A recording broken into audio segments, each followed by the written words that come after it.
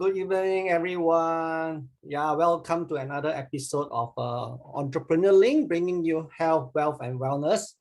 For those who have seen me before, yes, my name is Kid, and today I'm so happy to be bringing you this topic. Topic really after my own heart, called the art of Guasha. Okay, I know some of you are probably have experienced it before. Some of you may be curious and kind of log in to find out what it is all about. My attempt today is really not to make you experts at TCM experts, but to give everybody a good overall view. And hopefully by the end of the session today, you'll be tempted to pick up this natural meridian therapy. So let's get on with the webinar. Quick introduction of myself. Yes, that is me. And then my vision is very simple. My vision is really to help people slow down aging and stay healthy. And I use a variety of wellness approach, ranging from teaching meridian therapy. And yes, I am a meridian therapy trainer with Essentially Meridian, Singapore outfit.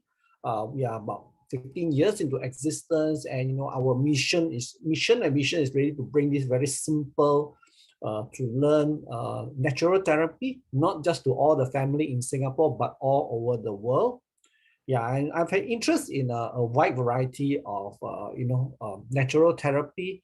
And yes, I'm also I've authored a couple of books, ranging from talking about wellness, and my latest book is actually coming out soon in Q4, just before around Christmas time, and I'm more than happy to share more details with you if you are interested. Okay, let's get on with the thing. Now, today we are talking about natural therapy. So let's go back a little bit into understanding a little bit about TCM and meridians, and I think it gives you better context. So we start with whole this thing. I was talking about me teaching meridian therapy. So let's talk about what are meridians in the first place. Okay, so think about meridian as these wondrous interconnecting channels that goes throughout our body. It's a pathway throughout our whole body.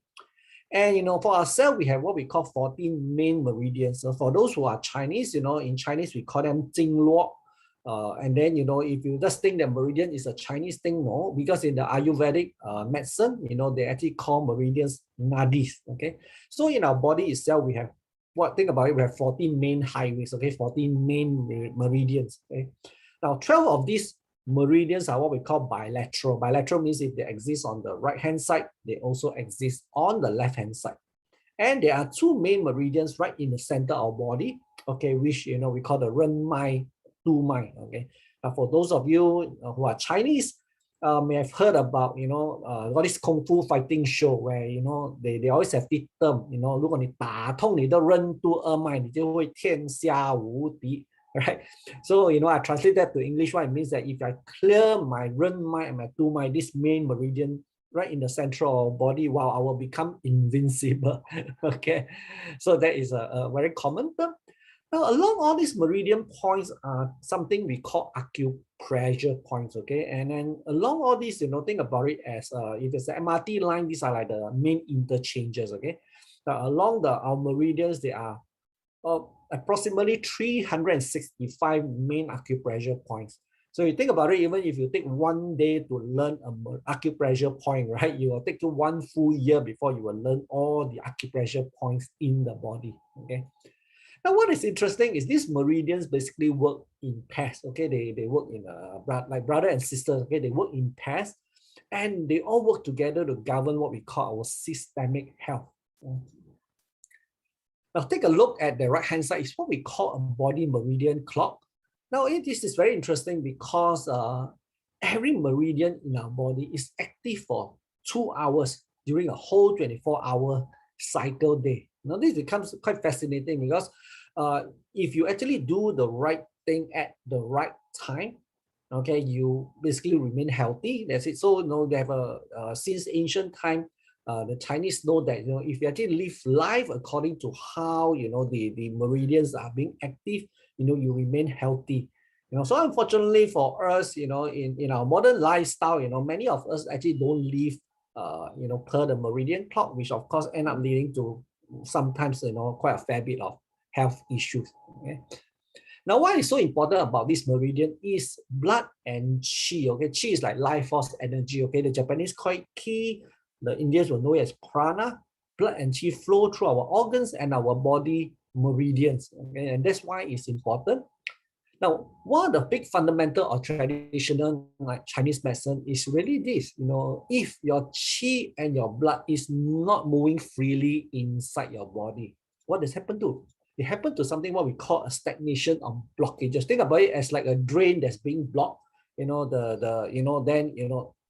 longkang that gets blocked, and when it becomes blocked, it leads to a situation where we call unbalance. Okay, so just imagine a drain or a water river stream. When the rubbish pile up, and then when you get stuck there, even the fish does not become very healthy because the water is stagnant, and then over time, even any organism in it will be unhealthy. So similarly, right, if the chi and blood does not flow freely in the body, right, depending on where the traffic jam happens, okay, it leads to something called unbalance, and then it leads to this thing called disease, okay, which means something is kind of blocked inside the body.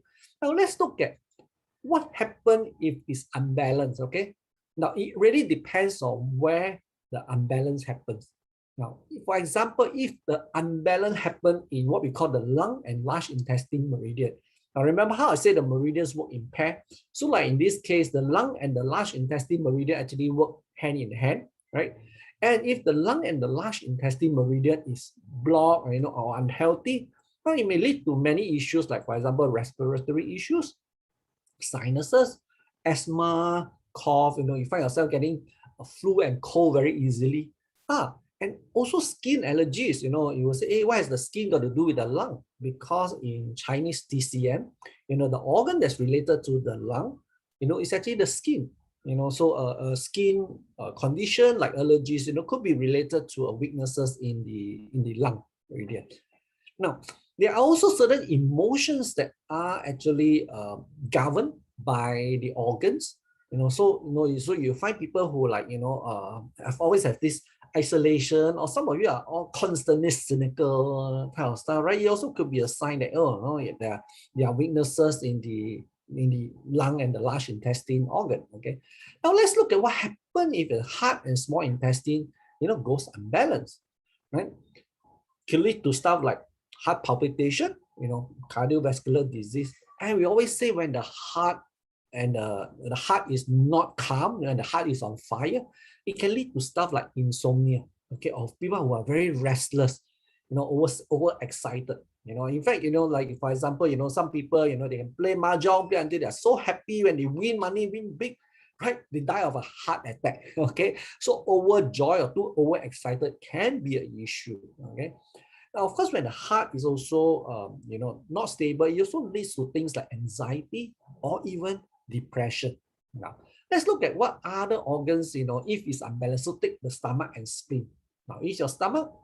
Now, in Chinese TCM, it's very fascinating because whatever you eat in the food, think of the stomach as an oven or a furnace that burns up all the food and converts it to what we call the food qi. And then the spleen plays a very important role. In the spleen is like a distribution house, okay, distribute all these nutrients and all the qi throughout your body. So if your spleen is not working well, guess what? Whatever you eat as food, the nutrients cannot be absorbed well and sent to all parts of the body. So there are some people who, no matter how much they eat, they find that they always doesn't get fat. That's not necessarily a good thing because he may not be getting the nutrients that they need, right?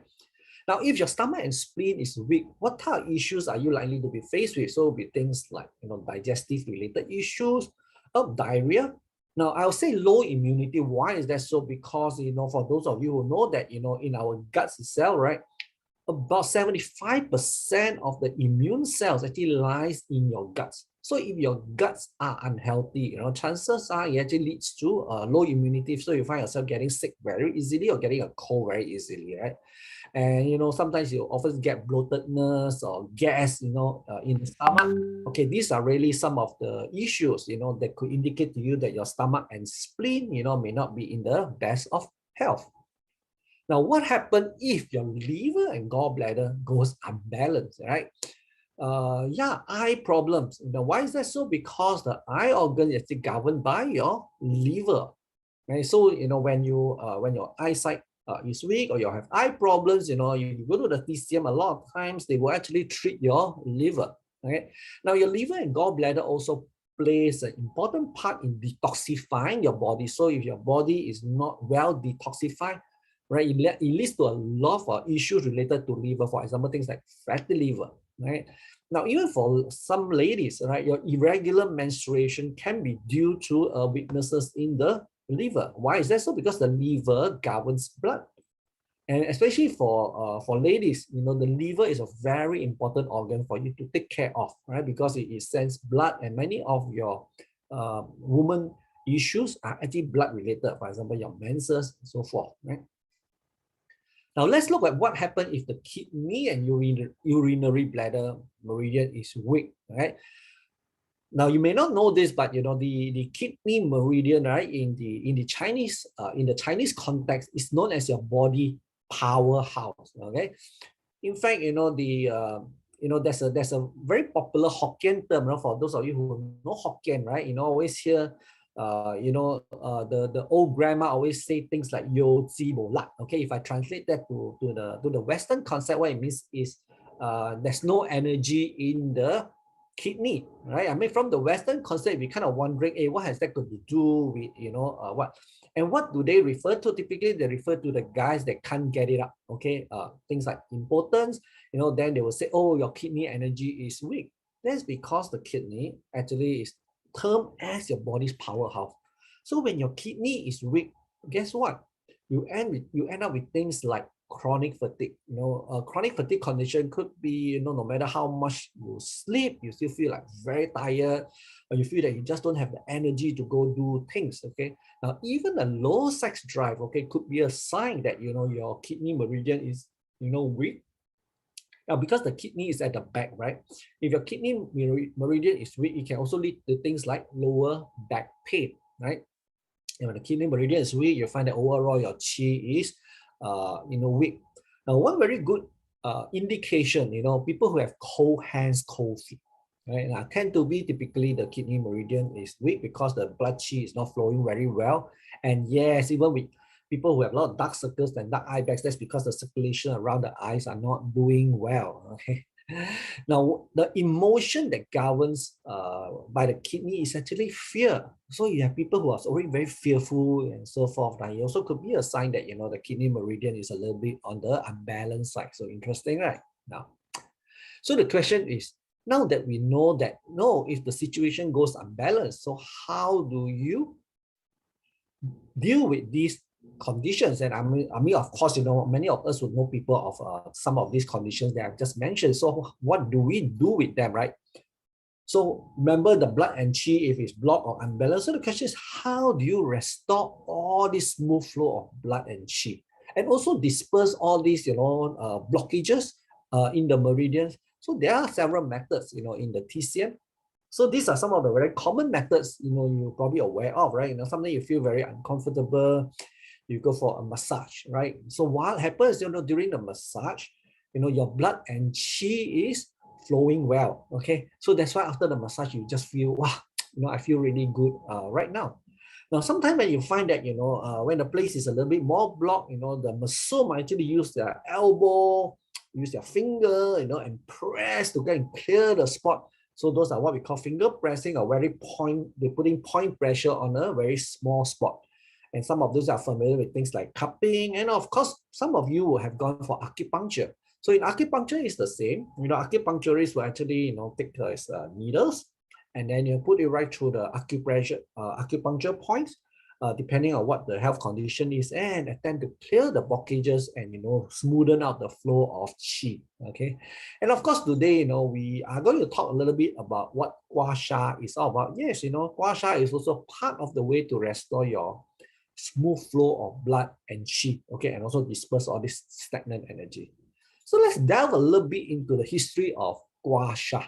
Okay, now Guasha literally comprises two Chinese words. Gua basically means scraping, And then sha is a very interesting term. Okay, I'll explain a little bit later, right?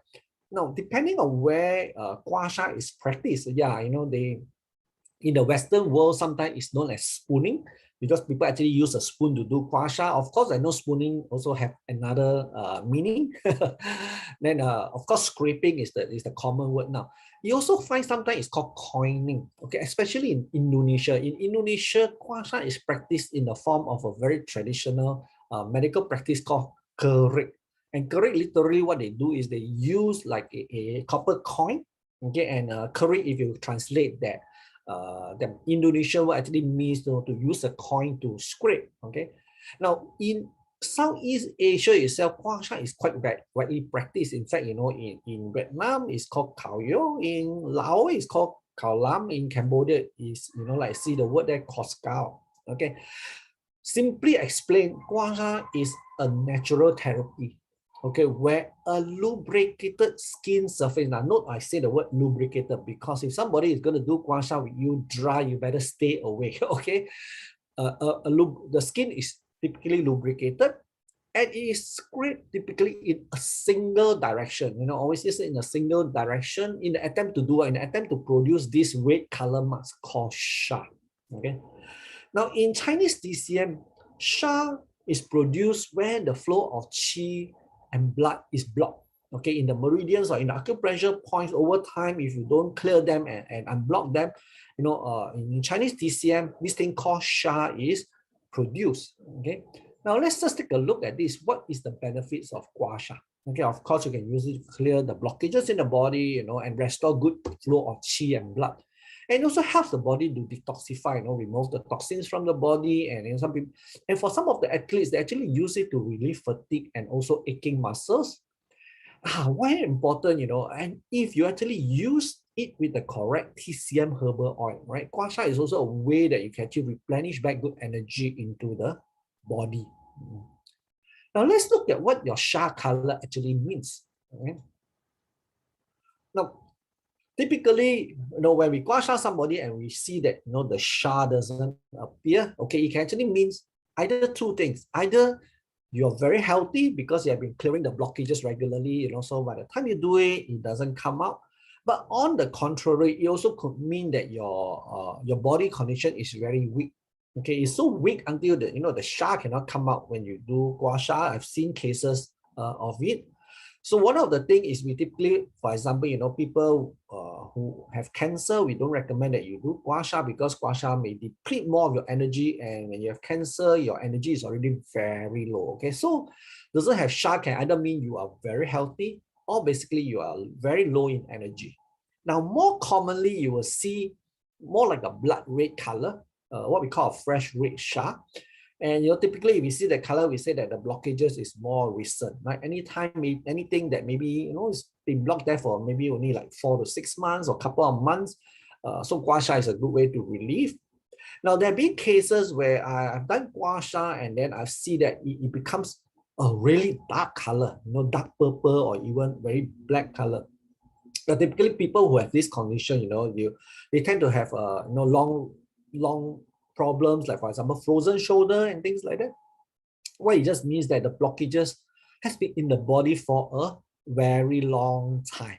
Okay, now I'll just share with you some of the pictures, of some guasha that I've recently done. So this is considered, I would say, blood red, not exactly, very long. So I would say for her, her blockages may be anywhere from 6 to 7 months.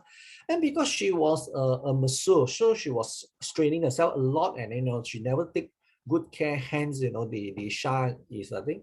And what I did was I also follow up by doing the guasha on her shoulder blades. And you notice that, on the right hand side, there seems to be more red than the left hand side.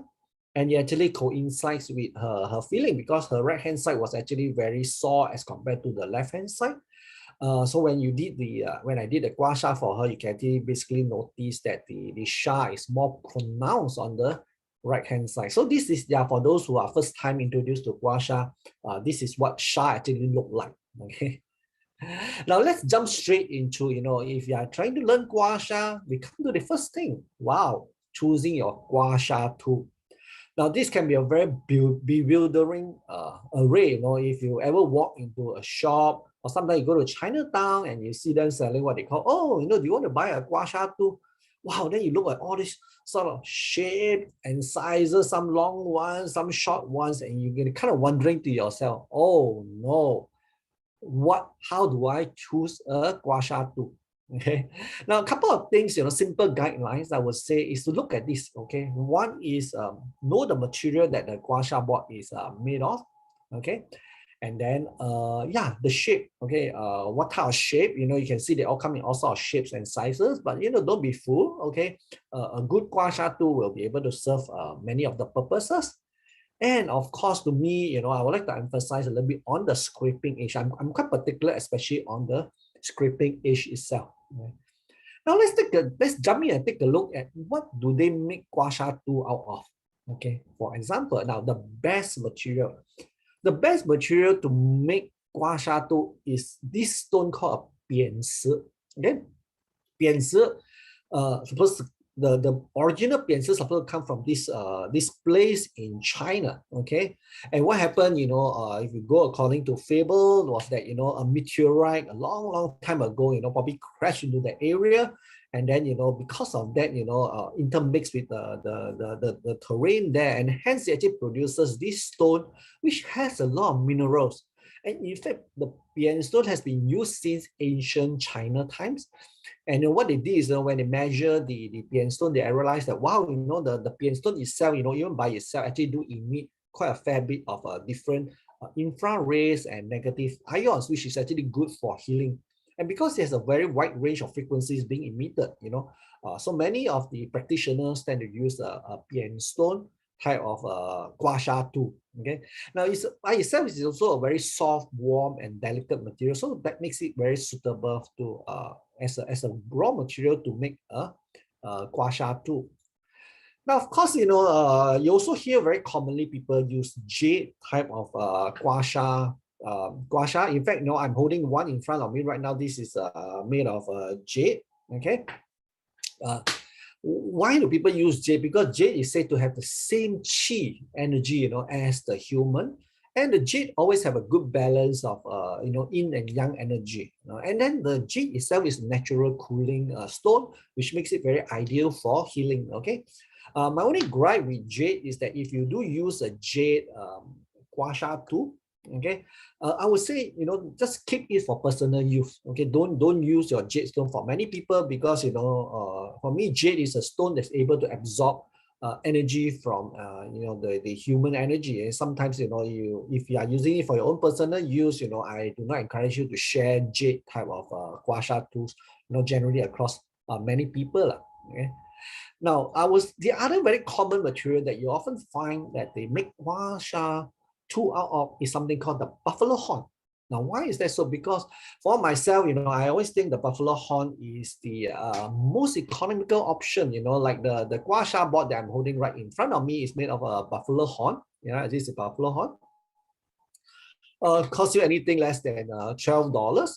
And why is the buffalo horn so interesting? Because a buffalo horn, has cooling properties, and when you do it, it has the ability to improve your chi and your blood circulation.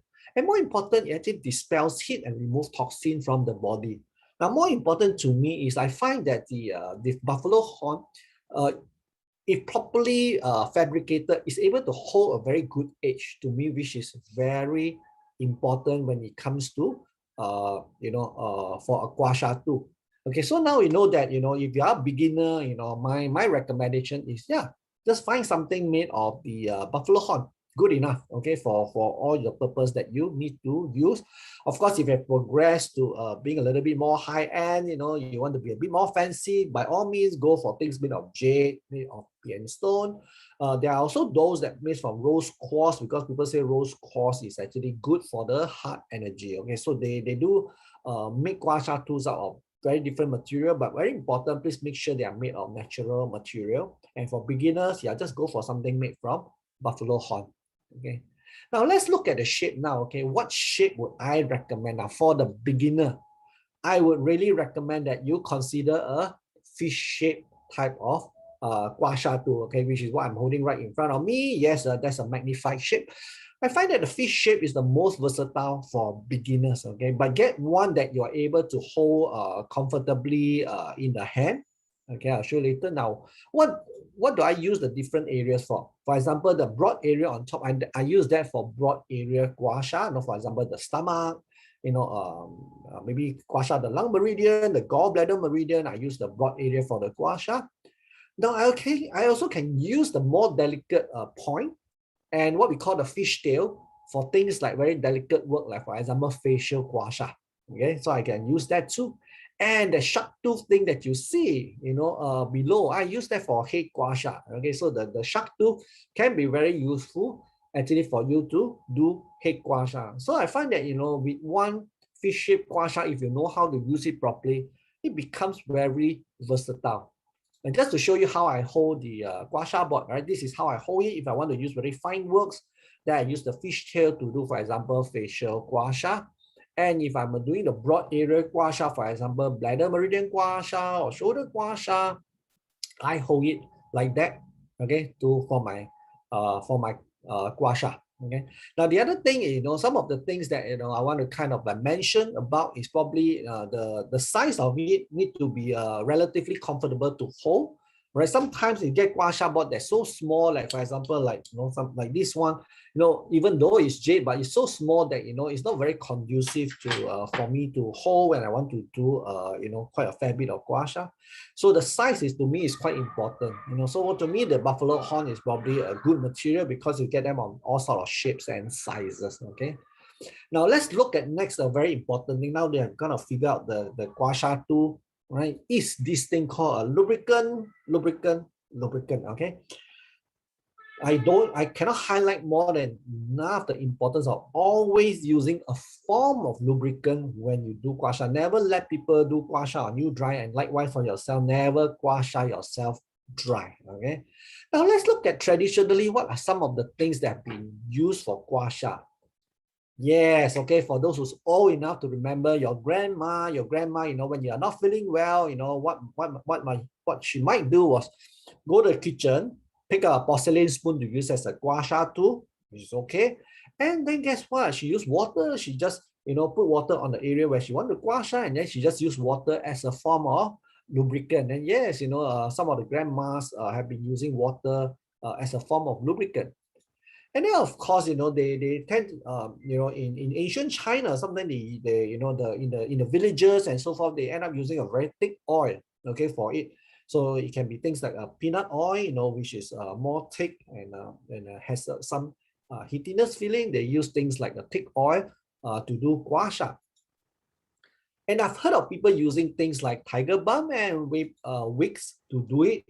Personally, I'm not a big fan of using both of these because I feel that, it's just too heaty on the body. And you will never end up using things like wicks and tiger balm for things like facial guasha, right? Because, you'll probably end up clogging your pores, okay? But yes, there are people who have used things like tiger balm and wicks for guasha. And very common. I've heard many people use some form of lotions, baby lotion, baby oil, to actually just provide it as a form of lubrication. And of course, sometimes you go to the medicated hall and say, hey, I want to guasha, and then the uncle just pull out some sort of Chinese medicated oil and pass to you. Now, generally don't have issues with that. My only gripe is, if you all know that, when you apply anything on the body, especially chemicals, okay, within 2 minutes or so, you can actually detect presence of that chemical, okay, throughout your bloodstream. That's how fast chemicals can penetrate into the body. So if you end up using things that, if you just look at a bottle, even though you just say medicated oil, but you don't know what goes into it, then I would urge you to be a little bit more cautious. Always understand what you're applying on your body, okay? So many of these in the medicated halls, unless they are so clear with the ingredients and you know how to interpret these ingredients, then, do check, because whatever you put in your body can get into your bloodstream very easily, okay? Now, I'll digress a little bit down here, right? Now, all these guasha acupressure that we talk about right now, what we call mechanical methods, okay? Now, the other thing is, when you get sick, typically, and then after you see the treatment, you go to the herbalist would prescribe herbs for you. Why is that so? Because herbs are a form of energy that can energize the meridian. Take for example, okay, things like the magnolia. Okay, this is not the magnolia milk that you drink. It's like a magnolia flower. Now, magnolia has been known since ancient times, okay, to be very useful as energy for the lung and the large intestine meridian. So likewise, different herbs will have different affinity for different meridian. For example, things like patchouli. Now, patchouli is used a lot for spleen and stomach issues. And if you think that, patchouli sounds very foreign or very fanciful, well, for those who are, who remember what is called bozai pill, and what do you do when you take bozai pill, right? Is when you have stomach ache, your mom will pop out this bottle with black color pills, that he bought from the medicinal hall. They call bozai pill. The herb that made bozai pill so effective is a herb called patchouli. And forsythia is personally one of my favorite herbs because forsythia has a very good detoxification effect on both the liver and the gallbladder. And of course, for ladies, who doesn't know about tang gui, which is Angelica, right? In the olden days, if when the young lady has finished up their menses, the mom will actually brew tang gui, for her to nourish back the blood. In fact, something is known as the ladies' ginseng for Angelica. So herbs has been known in many herbs as energy that can power up the meridians. Now let's look at in ancient times, how do you do it, right? I mean, even in these days, if you're going to see a TCM and then they write a prescription for you and then you go to the herbalist, you'll find what they do is they put together a whole bunch of herbs, and then what happened then, you actually take it home and then you brew it. The older ways, okay, they have a recipe of putting 5 bowls of water, boil all the herbs together, and then after a couple of hours, you reduce the water down to maybe one small bowl of strong smelling liquid. Sometimes it can be so strong that you kind of hold your nose before you drink it. So in the modern time, this is kind of not a very popular way because it takes time and it's very tedious. Okay, so thanks to companies like Avita, okay, now we actually have it in the form of a very easy to use, what I call energy in a bottle. Okay, now this is really a fusion of the East and the West. Okay, it combines the wisdom of thousands and thousands of years of TCM with what I call biotechnology. Okay, and more important, because it's 100% natural, I love it because these are very safe, convenient, and more important, it is very effective. Okay, so for me, my go-to, okay, of course everybody has their preference, but once you have tried this TCM herbal essential oils, you tend to never go back to any other things. Okay, so I use this a lot. Okay, this is really my go-to. First, it makes for very good lubrication. Second thing, what I love about it is its ability to penetrate very quickly into the meridians. And because we have all the different meridians in the body, okay, so the way it has been designed is, I can pick different oils to energize different meridians. Take for example, right? I could pick, magnolia, for example, magnolia TCM herbal oil to treat stuff related to the lung and large intestine meridian. So for respiratory issues, I might pick up magnolia oil to use. And then, for example, for some of the ladies, if they have a menses problem, then I would recommend them to use Angelica, okay, to apply on different acupressure points, and of course to do Guasha to restore, good blood circulation. Now, of course, there are also different oils, okay, like Napan, okay, hoeekid is patchouli, which is actually used for stomach issues. Okay, very interesting. And my favorite is forsythia because it detoxes the liver and the gallbladder meridian. Okay. Now let's jump in. Okay, now we have got the lubricant sorted out. We've got our tool sorted out. Some precautions for guasha. Okay. Now these precautions, mind you, is also applicable to massage. Okay, for some of you who are going for massage, so just hear me out. Now, first thing I would typically tell people, please no alcohol. Guasha is you are detoxifying your body when you do guasha. Okay, so when you take alcohol in, what happens is the alcohol in a way is a form of toxin flowing throughout the body. You will actually accelerating the flow because your blood is now flowing well after guasha, is bringing all this alcohol throughout the whole body. So we say, look, no alcohol before you guasha, okay? Now, we also don't encourage you to take painkillers. In fact, you shouldn't be taking painkillers. Now, painkillers, for some of you, for example, some of the ladies, right?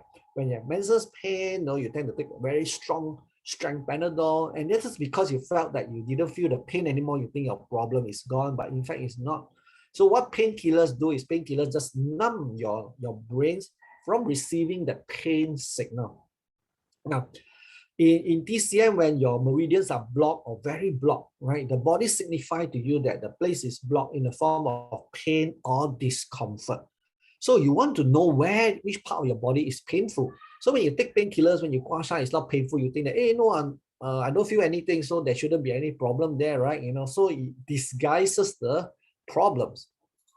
Now, we also do not encourage you to practice guasha when you are pregnant. Okay, why is that so? Because during pregnancy, the body undergoing a fair bit of hormonal changes, plus the fact that some acupressure points are very sensitive and not recommended for you to massage or even massage those points when you are pregnant.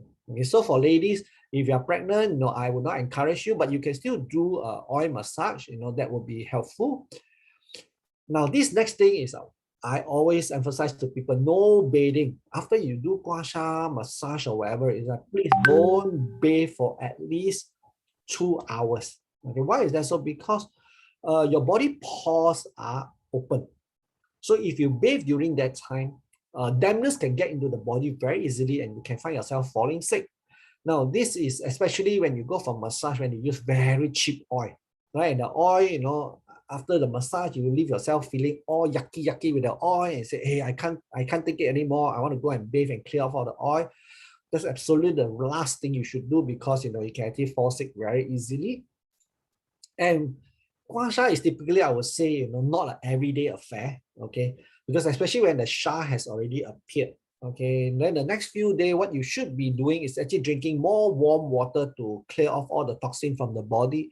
And you do not guasha again until all your sha has subsided.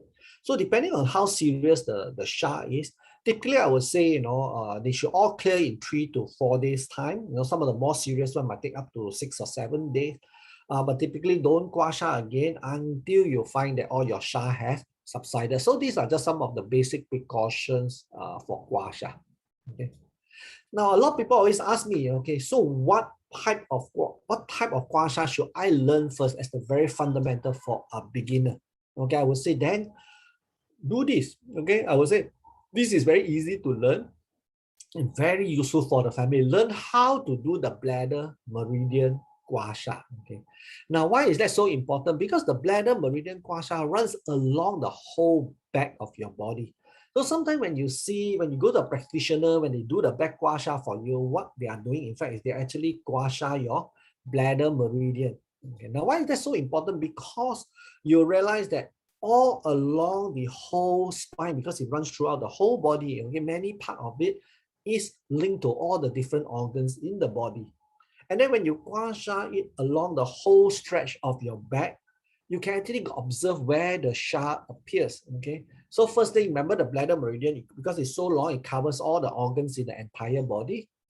And of course, where the sha appears, okay, where depending on which spots is red at the back, it actually give you an idea of, which meridians could be a little bit weak. Then maybe you should go there and strengthen up that meridian again or clear the blockages from that meridian, okay? Now, more important, this can be a very fun activity for the whole family, okay? You can do it as a weekly maintenance for the whole family, and everybody should learn it so that you all do for each other.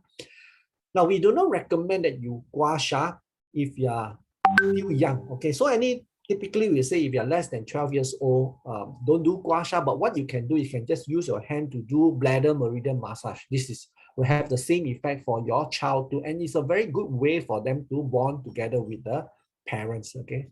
Now, another typical guideline when you do guasha is we always start on the left-hand side first, where that part is where the heart is. We always do the left-hand side first before we do the right-hand side. So even if you do a shoulder guasha, we will do the left-hand side first before we do the right-hand side, okay? Now, for the basic how do you do a bladder meridian guasha? Very simple, okay? You apply the oil mix, and because it covers all the meridians, typically when we teach bladder meridian guasha, we actually mix all the oils together. I will then lubricate the back of the body where we will gua sha. Now, typically, I will break the part into 3 body. Later, I'll show you a video. We will break the part into 3 sections, and we will gua sha each of the section. Now, how many times? Typically 20 to 25 times good enough. Okay, so we'll finish gua sha the left hand side first, then followed by the right hand side. Each side you do 20 to 25 times. Then you can observe where the sha appears. Okay, so you will see like two red dragons coming down the whole body. Okay, this is quite typical for bladder meridian gua sha. Okay, now sit back and or enjoy the next video where we kind of show you how the bladder meridian gua sha is done.